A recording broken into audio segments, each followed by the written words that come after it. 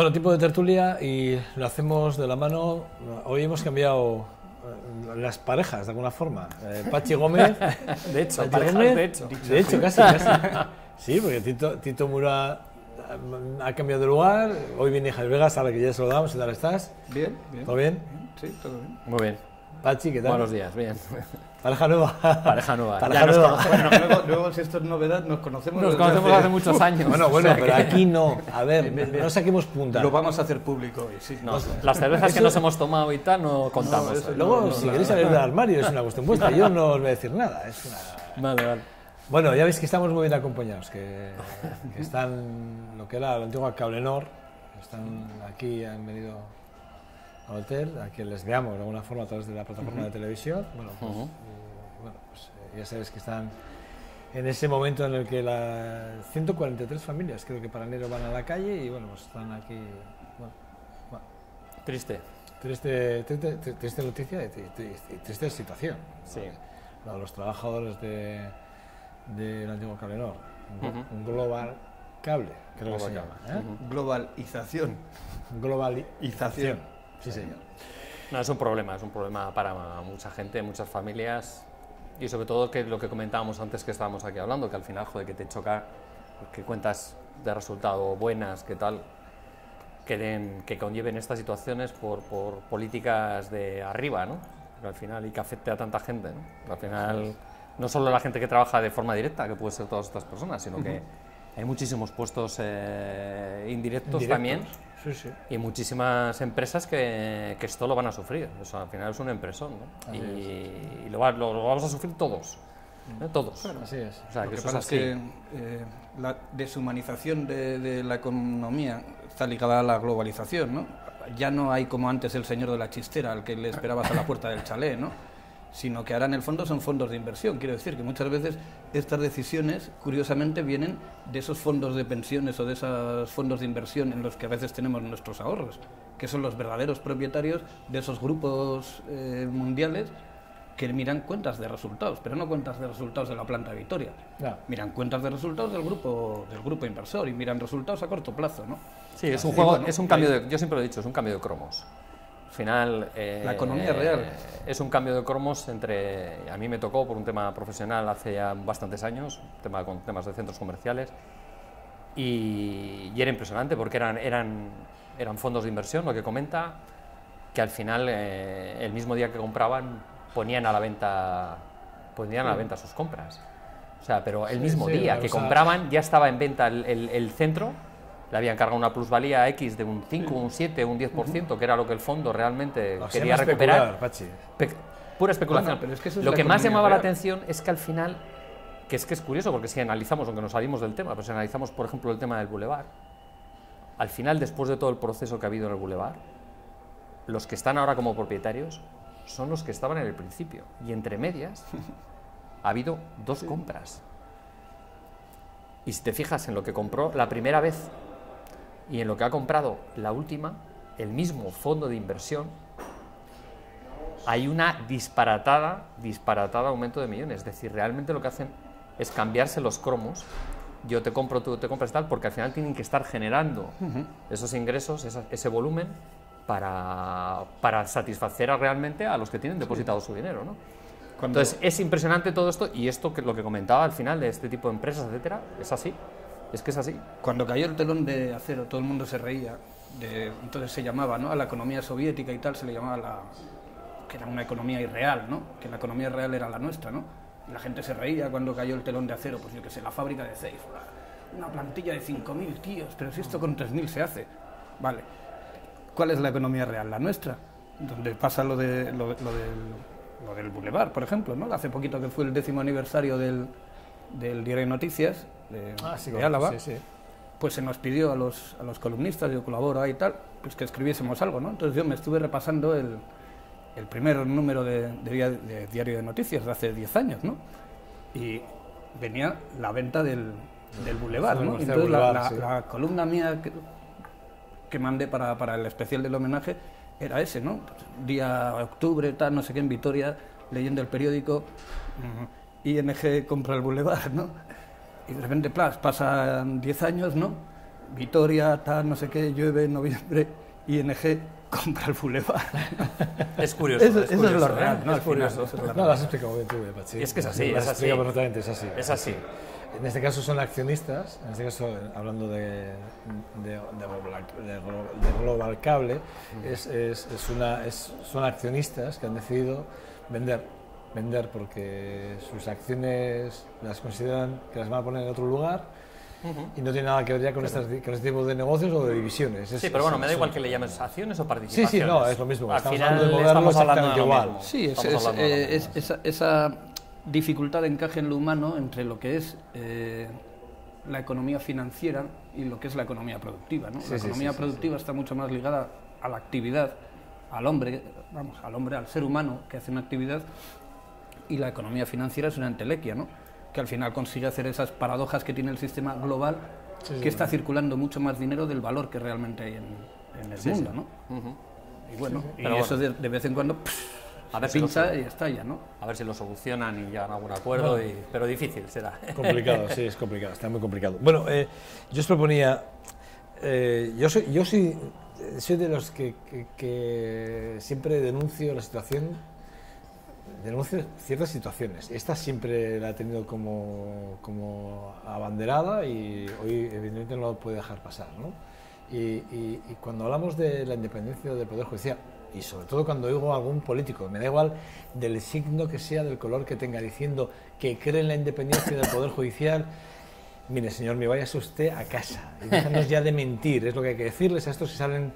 El otro día a Floriano, es que salió el otro día Floriano, y es el último que le he oído decírselo. Si hubiese salido algún otro, lo hubiese dicho el nombre, pero no, es que sale Floriano, un alto dirigente del Partido Popular, diciendo que él cree en la independencia del Poder Judicial. Cuando lo preguntaban por el asunto que os proponía ayer, que es hablar de que el Consejo General del Poder Judicial saca las 364 plazas de los juzgados a nivel nacional, y entre ellos la plaza, digamos, del juez Ruth, que es la que tiene los papeles de Bárcena y el caso Gürtel encima de la mesa, quien se ha instruido toda la causa, quien se la sabe perfectamente y que evidentemente va a ser relegado en marzo, creo, de este Se ha prorrogado, creo.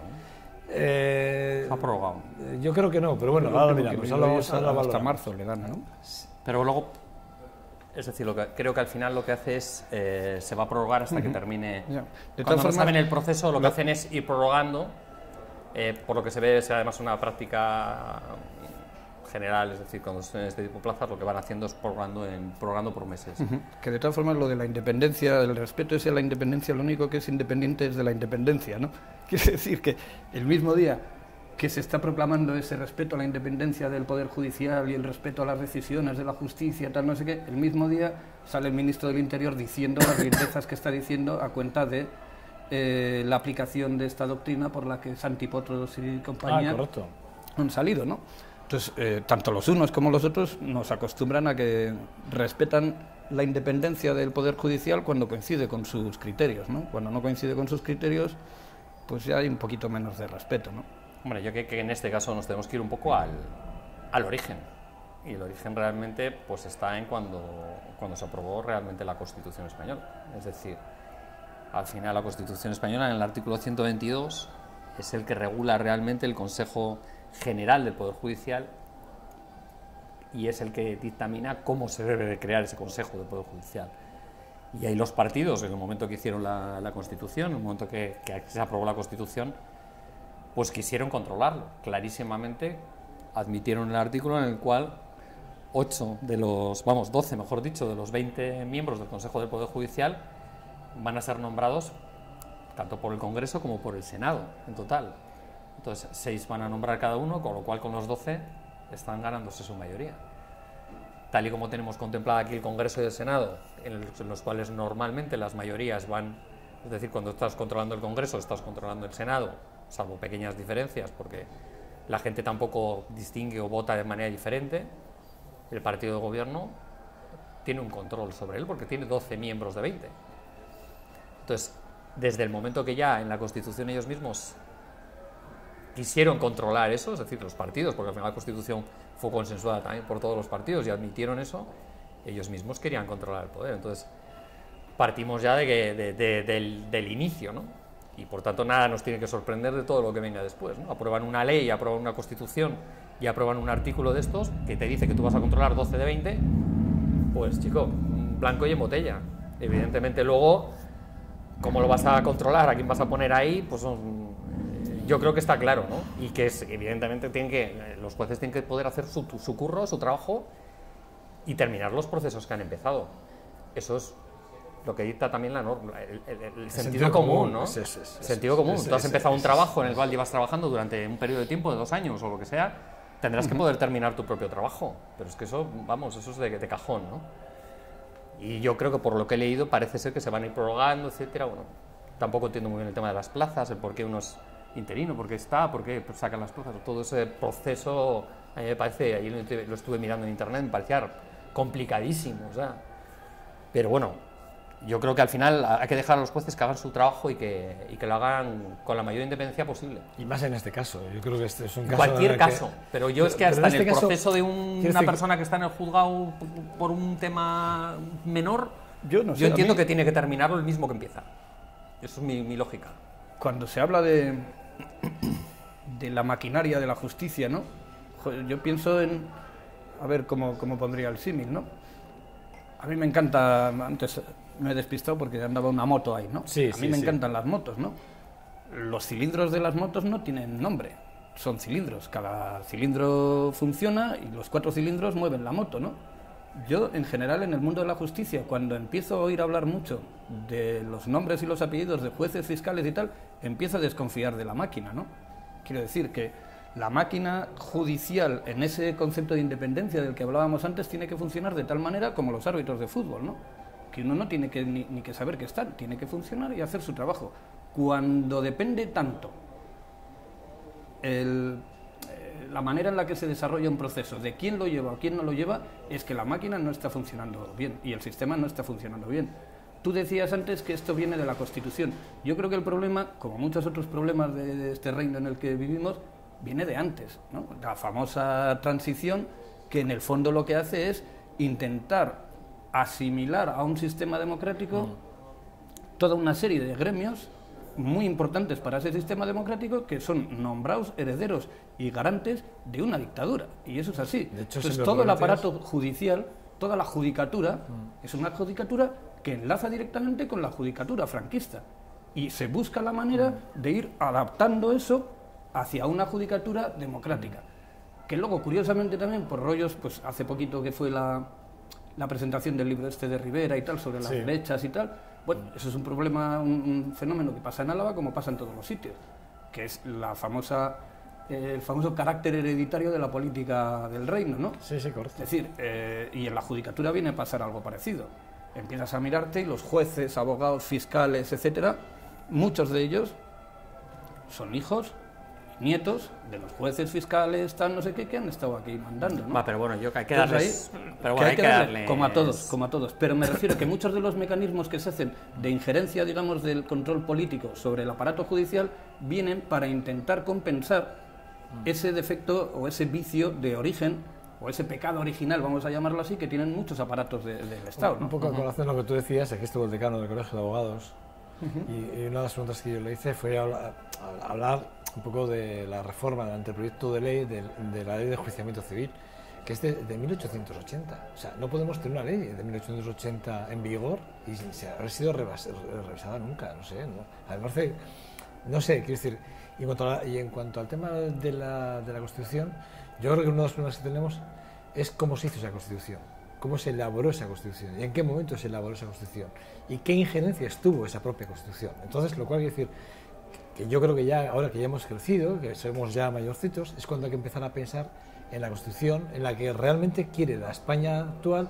con toda su diversidad política, que hay mucha, y cómo, digamos, llegar a un punto de entente entre toda esa España tan diversa. Yo creo que en ese momento es en lo que estamos.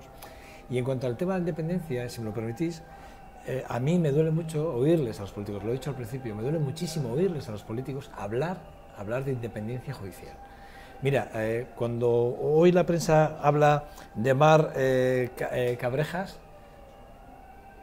le pone el nombre a esa que ha votado a favor de esos 364 cambios en la con ese voto probablemente, si ese voto no se hubiese dado, probablemente no se hubiese dado este cambio. Hay que pensar por qué un voto progresista, como se llaman ellos, los progresistas, porque había 2 votos progresistas, uno de ellos vota en contra y otro a favor. Hay que saber, este tipo de cosas son las que a mí parto de la base de que efectivamente, ya tú lo has dicho, además me parece muy bien lo que has hecho, que has leído la Constitución y de dónde emana esa decisión de no independentismo o no independencia del Poder Judicial. Está claro, ¿no? Este tipo de cosas son las que a mí me chocan, ¿no? Y que se den en momentos muy concretos, ¿no? Se dan en momentos y situaciones muy concretas. Esto no es la primera vez que sucede. Sí, pero yo lo que te comentaba antes de que eso es independiente de la independencia, sino que depende de los intereses de cada uno, es que ese mismo problema que hay de esa dependencia de los órganos jurisdiccionales básicos del Estado a la servidumbre política, ese mismo tema se da en el Constitucional cada vez que se tratan cuestiones relativas a Cataluña, igual. Se da en el Supremo cada vez que se trata no sé qué, se da en la Audiencia Nacional cada vez que se trata de tal. Entonces, claro, es muy bonito decir, criticar unas cuestiones cuando te vienen mal y callar como esto cuando te vienen bien, ¿no? Es lo complicado, ¿no? Sí, Entonces, que queremos desmontar el sistema, se desmonta el sistema. Pero claro, la otra tentación que es también como muy populista, realmente muy demagógica, es la de decir, fuera, quitamos la política y que sean los gremios. Y volvemos al problema que te decía antes, es que gremialmente estamos hablando de un colectivo que tiene la tradición que tiene. Luego yo tampoco, digamos, desde ese punto democrático me siento muy tranquilo dejando que el gremio se organice a su manera, porque el gremio, aquí no hay gremios angelitos, todo el mundo tiene su ideología y tiene su cultura política, ¿no? Aunque sea juez, aunque sea militar o aunque sea lo que Hombre, sea. Estamos viendo ahora en los últimos años, con todos estos procesos que han salido, con temas de corrupción, etcétera, sí estamos viendo a jueces que son valientes, que se meten de lleno en los temas, que los llevan hasta el final. Yo creo que ha evolucionado realmente. Si realmente estuvieran tan sumamente influidos por el gobierno... Claro, pero la cosa es ¿cuántos jueces hay en España? No tengo ni idea el número de jueces, ¿no? Y curiosamente no sabemos los nombres de los progresistas. Sí, pero no quiero decir... Los progresistas son 5. Pero que hay que darles... No, pero yo creo que también hay que, como todo hay que mejorarlo, evidentemente, y todo esto y tiene que tener independencia para poder trabajar y no se tiene que meter nada con ellos. Yo creo que eso es en cualquier trabajo. Pero sí es cierto que hay jueces que están realizando su labor, que están ahí trabajando, que hay que darles el voto de confianza, como habrá jueces en la Audiencia de Vitoria, como habrá jueces en la Audiencia de Bilbao, que trabajan de forma independiente. No podemos tampoco generalizar, ¿no? de que todos están realmente tocados por la varita de un político, ¿no? Habrá gente profesional y seguro que hay dentro de ese colectivo gente muy buena trabajando, y por ellos que se está viendo, están en la cárcel muchos, están siendo juzgados, se está llevando los procesos, hay que darles un margen de trabajo, ¿no? No sé, yo creo que hay que valorarlo también, la valentía de esa gente también, porque es valiente. La otra cuestión que hay en esto también es, vamos a ver, a ti te viene, a cualquiera de nosotros tres, nos viene un fontanero a casa, nos hace una chapuza de pelotas, ¿no? Y decimos, este fontanero es una mierda, no tiene ni puñetera idea de trabajar. Ahora, va el juez, no, hay que respetar las decisiones. A ver, una cosa es que las acate, y otra cosa es que tenga mi opinión sobre lo que determinado juez ha hecho en su trabajo, como lo que ha hecho su fiscal, como lo ha hecho no sé qué. Es decir, que son dos cosas distintas también, y a veces parece como que la judicatura trabaja en una hora, no, hay que respetar. A ver, una cosa es respetar su trabajo y otra cosa es que él respete la opinión que yo pueda tener en relación con su trabajo, que por otro lado su trabajo es un trabajo que nos afecta a todo el colectivo. Y no todo lo hacen bien, pero bueno, evidentemente. Juzgar es difícil. Y evidentemente claro, cuando hay una sentencia siempre hay una parte que no le gusta. Es raro que haya dos que nos guste. Bueno, entonces, quiero decirte que eso es así, sí, que es muy difícil. Que el trabajo no es solo la sentencia final, sino todo el proceso. Pero quiero decir que cuando hay, pues evidentemente cualquier sentencia, pues gusta a una parte y a la otra parte pues le gusta menos. Primero corporativismo. Sí. Primero, un poco, permíteme que lo resuma, el corporativismo, lo que tú quieras decir. Aquí estamos en un medio de comunicación y con la prensa pasa parecido, ¿no? Cada vez que te metes con un periodista estás atacando el derecho a información. No, estoy opinando. Lo mismo que tú tienes el derecho de información, yo tengo el derecho de opinar sobre la forma en la que tú estás informando, ¿no? Bueno, corporativismo, lo primero, resumen un poco a lo que tú has dicho. Y segundo, una cosa muy importante, tú, lo digo porque tú tienes empresa, yo no sé si Javier tiene empresa, pero yo sé que tú tienes empresa. tú vieras, tú verías... Tengo una franquicia de Lambide. Es una franquicia de Lambide. Bueno, tú verías, Pachi, y bueno, y a ti también, Javier, a los dos, vosotros veis una empresa en la que haya dos socios, una sociedad en la que haya dos socios. Bueno, hay tres socios, o cuatro, en este caso cuatro, y de los cuatro socios, tres van a ser condenados y uno va a ser exculpado, y me refiero a la infanta. Quiero decir, la mujer del socio de Urdangarín y el socio de Urdangarín van a tener condena, teniendo participaciones en la empresa. Y Urdangarín va a ser condenado, y la infanta 600.000 euros. Quiero decir, vamos a ver, esto es lo que no puede ser. En cualquier empresa, y hablo ya de leyes mercantiles, el no desconocimiento de la ley, que es además en el artículo primero, creo que es de administraciones, ¿no? Creo que es, sí. El desconocimiento, el desconocimiento de una no te exime de la responsabilidad sobre esta. O sea, vamos a ver, o sea, tú has firmado documentos, has dicho que sí, que tal, o sea, y no tienes ninguna responsabilidad como administradora de la empresa. Cuando se dice que la justicia es igual para todos, a mí este sonido de cornetitas me está recordando en Vigo, ¿no? En las oficinas de Caixa, al final no sé cuál de las Caixas es, no sé si es Caixa Galiza, Caixa Nova, se juntan todos los días los de las preferentes. Sí, claro. Que a los de las preferentes se les dice que son idiotas porque firmaron algo que no habían leído. Y eso se comen todo el marrón que firmaron. Y, sin embargo, cuando llegas a determinada altura, donde se le supone más cultura, más formación, más estudios, se más preparación, porque no sabía lo que firmaba. Efectivamente, sí. No se sabe a la nada. infanta, sí, Vale. eso es. No, o sea, usted ha estado de administradora de una sociedad limitada, firmando los balances anuales, las cuentas de resultados, firmando facturas, firmando no sé qué, y no tiene usted ni idea. Confiaba usted en su marido. Eso es amor, y lo demás son tonterías. Y sin embargo, mi abuela, que firmó la hipoteca de no sé qué, no sé cuántos, a esa le embargamos el piso porque la buena señora es idiota y tenía que haberse leído bien la hipoteca que firmaba. Y la justicia es igual para todos. Sí, el tema, además, a mí, de todo el proceso de la infanta, a mí lo que más me choca es que el fiscal se convierta en un abogado defensor. Es decir, que el fiscal no ejerza su trabajo. Eso es lo que más me choca. Es decir, lo que no puede ser es que una persona que lo que está es para controlar precisamente que la ley se cumpla y actuar de oficio y actuar con la ley en la mano, se convierta en alguien que frene lo que está dictando el juez, ¿no? Eso es lo primero y lo que yo creo que nos ha chocado a todas las personas. Eso es lo que no se puede permitir. Entonces, ahí las presiones desde arriba, lo que tú dices, la no justicia para todos, etcétera. Hoy venía precisamente en el periódico que parece ser que la infanta pues que ha admitido y va a pagar los 600.000 euros con la idea de no sentarse en el banquillo. Es que tampoco lo puedo entender. Es decir, o sea, si desde el momento que pagas estás reconociendo tu culpa. Si reconoces tu culpa, es que ya estás inculpando también a tu marido. Luego, por tanto, es que no entiendo esto. O sea, yo cuando estaba ahora leyendo en el periódico que vas a pagar para evitar sentarte en el... Es decir, que no reconoces tu culpa, pero que vas a pagar para evitar sentarte en el banquillo, joder, a mí eso me suena a cuento. O sea, no sé, es una opinión, ¿no? Pero dices, esto no puede ser, ¿no? No puede ser, ¿no? Parece que incluso, no quiero pensar mal, ¿no? Pero parece que incluso esta cantidad pudiera estar ya pactada, etcétera, ¿no? O sea, pues pagas tanto, no. Joder. Es un poco lamentable, pero desde luego lo que en este caso ha hecho el fiscal no tiene ningún sentido. Pachi, absolutamente ninguno. En este caso concretamente, a lo que estamos haciendo referencia, está todo pactado desde el minuto 1. O sea, no hay nada hecho a la improvisación. No hay nada. Poco ahora. No, está todo muy hablado entre Casa Real, entre fiscales, entre jueces, está bastante hilado. Bueno, ya ves que... Sí, están aquí poniéndonos camisetas. Bueno, pues nada, que no tenemos más tiempo, que quería preguntaros por los presupuestos y si me hacéis un titular, bien, si no... si nos los presupuestos del Ayuntamiento de Vitoria Gasteiz el año que viene hablamos.